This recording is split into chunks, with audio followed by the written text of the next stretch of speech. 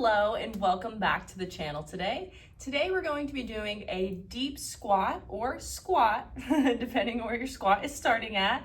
I'm happy you're here with me. Mobility routine that you can do holding on to a rig like I'm gonna use, a pole in your house, something sturdy, even just a heavy dumbbell or kettlebell could help you get into it, but you wanna use something that's gonna support you in the deep squat. Without any further ado, we're just gonna hop into this follow along mobility routine. So come move with me.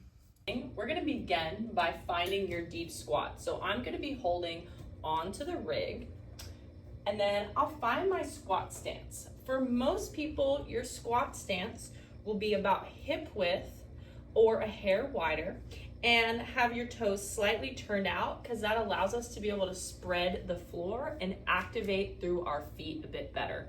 But as you go, you could try this sequence out with a narrow squat. You could try it with a super wide squat. If you have very tight hips, wide tends to feel more open here. So play around, but if you've never done anything like this before, I'd probably start just a hair wider.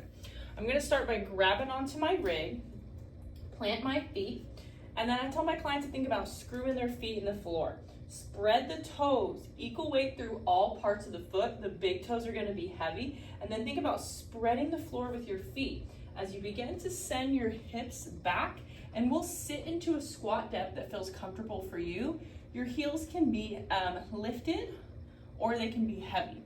If you're heavy, we're gonna get a little bit more ankle mobility. If they're lifted, you're doing some amazing stuff with your feet. So just meet yourself where you are. And then we're just gonna start by finding some swivels, swiveling and prying open the hips one way, swiveling and prying open the hips the other way. And I'm just kind of finding what feels good here. I like to drag my hip out and kind of press it away. And really, I'm just getting used to being in this nice deep squat. Now we can do the same thing with the heels down, shifting one way, shifting the other way, thinking about sending my butt back behind me. And I have my clients typically hang out here for around 10 breaths or around 10 repetitions of these. And then we'll come through center and let's do some hovers.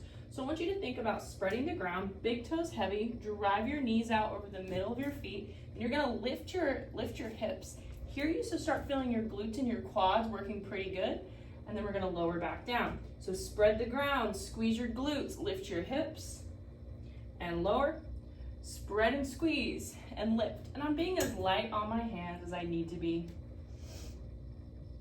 And then we'll do a couple of those. And now you can either stay really low or come up a bit higher. And then we'll start doing some calf raises, coming up onto the toes. Think about putting on your high heels and lowering back down. Put on your high heels and lower back down. We're gonna do that for around 5, for 4, for 3, getting high, pressing into those big toes, for 1. And in this squat, you're like, Joe, I don't even know how you get that far. That's crazy. I feel this a lot in my knees. You can do this whole sequence a whole lot higher. And then the more you practice, you're able to get down lower.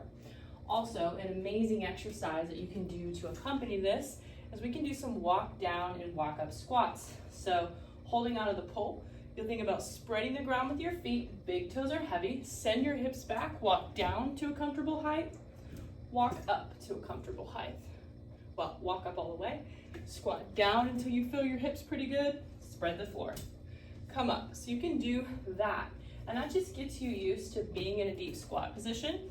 And if I were you, I would find some place that I was able to sit in this position with my spine nice and tall every day for around 30 to 60 seconds. And it will really open up your lower body, your ankles, and even get your spine open as well. So deep squats are so good. And they're just one of those movements that we really are gonna need for the rest of our lives just to be functional and be able to sit up and down.